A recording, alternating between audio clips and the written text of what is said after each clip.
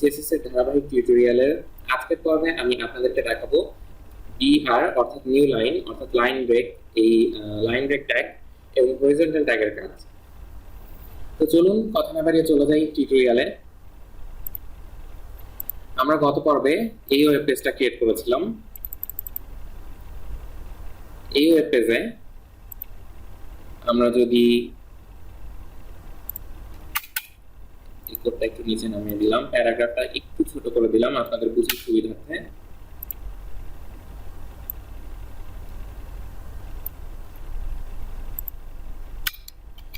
এখন দেখি ওয়েব পেজটা কেমন দেখায়।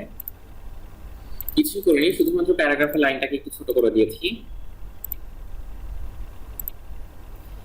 এখন আমরা যদি লোরেম ইফ সাম, এই লোরেমের ভিতরে স্পেসটা অনেক বাড়িয়ে দেই, অনেক বড় স্পেস দিলাম, অনেক বড় স্পেস দিলাম, কন্ট্রোল এস দিয়ে সেভ দিলাম,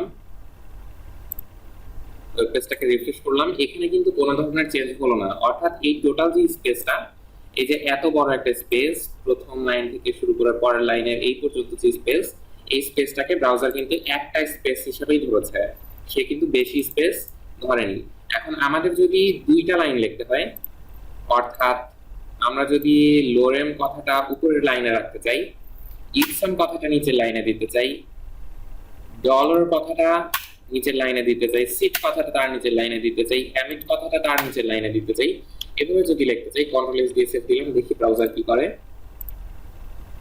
রিফ্রেশ দিলাম, ব্রাউজার কিন্তু কোনো ধরনের চেঞ্জ করতে পারেনি, যেরকমটা এক লাইনে ছিল এক লাইনেই আছে। এইটা যদি আমরা এই ফরম্যাটে দেখাতে চাই, অর্থাৎ এইখানে আমরা যে ফরম্যাটে লিখেছি এক এক লাইনে, তো সেক্ষেত্রে আমরা কি করতে পারি, সেক্ষেত্রে আমাদের কাজটা কি হতে পারে। আমাদের তো দরকার হতে পারে যে আমরা নতুন লাইন থেকে একটা লেখা শুরু করবো, সেরকমটা তো দরকার হতে পারে, কিন্তু এখানে তো নতুন লাইনে নিউ লাইন দিয়ে ইন্টারচেপে যদি নিউ লাইন দেই সেটাও হচ্ছে না, যদি স্পেস দিয়ে দেই সেটাও কিন্তু হচ্ছে না। এই যে কন্ট্রোল সেভ দিলাম, কন্ট্রোল সেভ দিয়ে দেখেন কিছুই হচ্ছে না। সেক্ষেত্রে আমাদের কি করার আছে, সেক্ষেত্রে আমরা যে কাজটা করতে পারি সেটা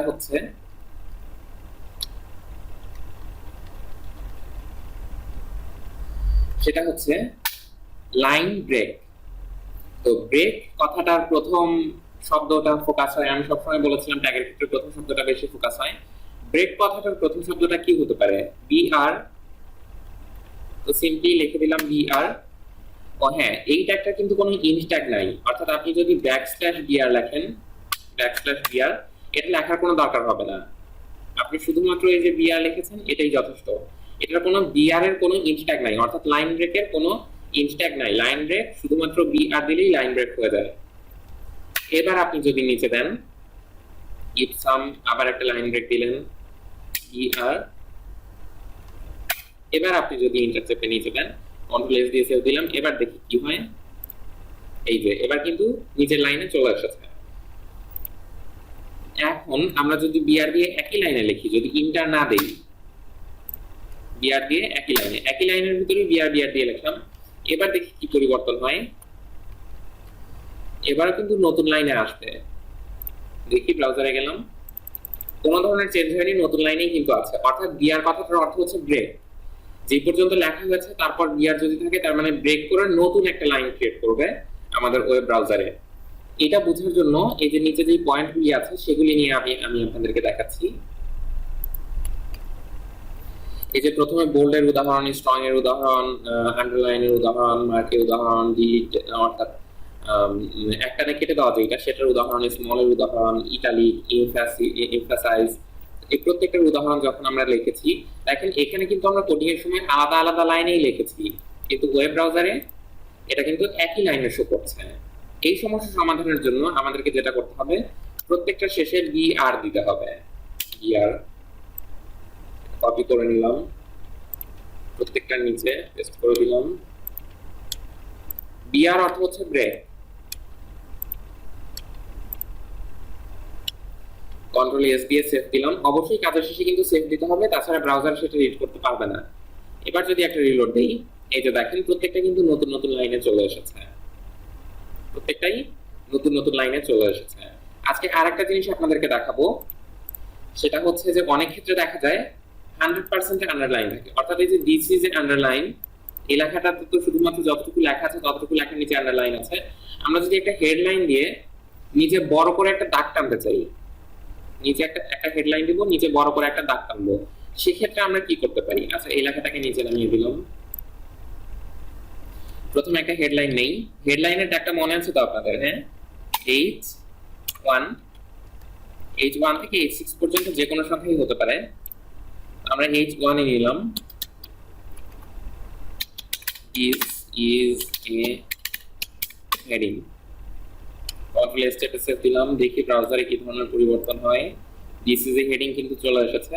এই হেডিং এর নিচে আমরা একটা বড় করে টান দিব, বড় করে টান। সেটা কিভাবে হবে? বড় করে যেই টানটা হবে সেটাকে আমরা বলবো হচ্ছে হরিজন্টাল লাইন। হরিজন্টাল লাইন, হরিজন্টালের প্রথম অক্ষরটা কি হবে? H R. ব্রেকের যেমন বি আর, হরিজন্টালের এইচ আর। এইচ আর লিখলাম, সেভ দিলাম। এবার ব্রাউজারে এসে যদি একটা রিলোড দিই, এই যে দেখেন একটা দাগ কিন্তু চলে এসেছে। দিস ইজ এ হেডিং, তারপর একটা দাগ, হরিজন্টাল লাইন, এবং তারপর আমাদের যে ট্যাগগুলির উদাহরণ ছিল সেই ট্যাগের উদাহরণগুলি। খুবই ইজি, আপনাদের টেনশনের কিছুই নাই। এটা মনে রাখা, সিএসএস, এইচটিএমএল আর সিএসএস কিন্তু খুবই easy programming language. Web programming ল্যাঙ্গুয়েজের মধ্যে এর চেয়ে সহজ মনে হয় আর কিছু নাই। এইচ আর দিলেই কিন্তু হরিজন্টাল হয়ে যাচ্ছে। আপনারা যদি আরো ভালোভাবে দেখতে চান, এখানে প্রত্যেকটার নিচে যদি হরিজন্টাল লাইন দিতে চান, এইচ আর। ও হ্যাঁ, ব্রেক এবং হরিজন্টাল লাইন এই দুইটার মানে বি আর এবং এইচ আর, এই দুইটারই কিন্তু কোনো ইন্ট ট্যাগ নাই, শুধুমাত্র এইচ আর দেখলেই হয়। এটা ক্লোজ করার কোনো দরকার হয় না। আপনারা দেখতে পাচ্ছেন আমি কিন্তু শুধু একবার করে লিখছি, অর্থাৎ ক্লোজ করছি না। এবার প্রত্যেকটা লাইনে, এই যে প্রত্যেকটা লাইনে একটা করে হরিজন্টাল লাইন চলে এসেছে। আচ্ছা, এই ছিল নিউ লাইন এবং হরিজন্টাল লাইন, অর্থাৎ ব্রেক এবং হরিজন্টাল লাইন ট্যাগের কাজ। এরপর আপনাদেরকে যে জিনিসটা দেখাবো সেটা হচ্ছে একই লাইনের ক্ষেত্রে দুই বা ততোধিক ট্যাগ ইউজ করা পসিবল কিনা। একই লাইনের ক্ষেত্রে, অর্থাৎ একটা লাইনকে আপনি আন্ডারলাইন করবেন, বোল্ড করবেন, ইটালিক করবেন, তিনটা কাজই করবেন একই লাইনে। কিভাবে সম্ভব আসেন দেখে নিই। মনে করেন এইটা একটা হেডিং, এই যে দিস ইজ এ হেডিং, এটা একটা হেডিং। এটাকে আপনি বোল্ড করবেন, এটাকে তো বোল্ড, হেডিং তো এমনিতেই বোল্ড থাকে, এটাকে আন্ডারলাইন করবেন ইউ।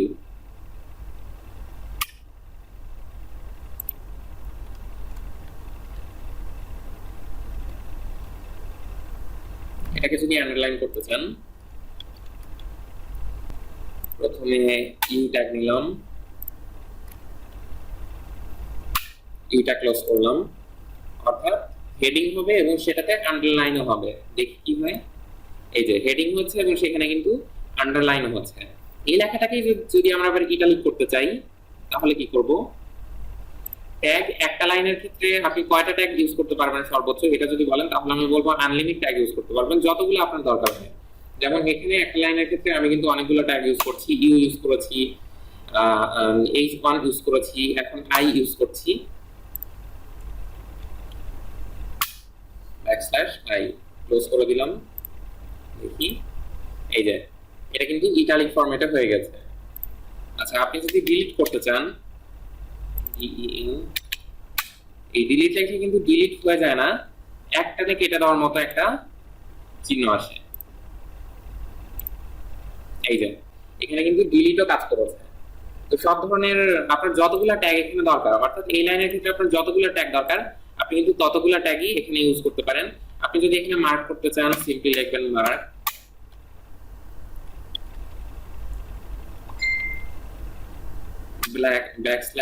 \mark। এই যে দেখেন মার্কও কিন্তু হয়ে গেছে। তো আপনি এভাবে যতগুলা ট্যাগ ইচ্ছা আপনার লেখাকে সুন্দর করার জন্য, লেখাকে আপনার মনের মতো করার জন্য আপনি যতগুলা ট্যাগ ইচ্ছা ততগুলা ট্যাগ ইউজ করতে পারেন। এখানে আমি একই লাইনের ক্ষেত্রে, দিস ইজ এ হেডিং, এই লাইনের ক্ষেত্রে 1 2 3 4 5 পাঁচটা ট্যাগ ইউজ করেছি। আপনাদের যদি আরো বেশি ট্যাগের প্রয়োজন হয় আরো বেশি ট্যাগ ইউজ করতে পারেন। তো এই ছিল আজকের টিউটোরিয়াল। আজকের টিউটোরিয়ালে আমরা শিখলাম বিআর অর্থাৎ লাইন ব্রেক, হরিজন্টাল লাইন এবং একই লাইনের ক্ষেত্রে কিভাবে একাধিক ট্যাগ ইউজ করা যায় সেইটা। তো পরের টিউটোরিয়ালে নিয়ে আসবো আরো নতুন কোনো টপিক HTML এবং CSS এর বিষয়ে। সে পর্যন্ত ভালো থাকবেন। আর আমাদের চ্যানেলটা অবশ্যই সাবস্ক্রাইব করতে ভুলবেন না, এবং সাবস্ক্রাইব বাটনের পাশে যে বেল আইকনটা আছে সেটাতে অবশ্যই একটা ক্লিক করে দিবেন।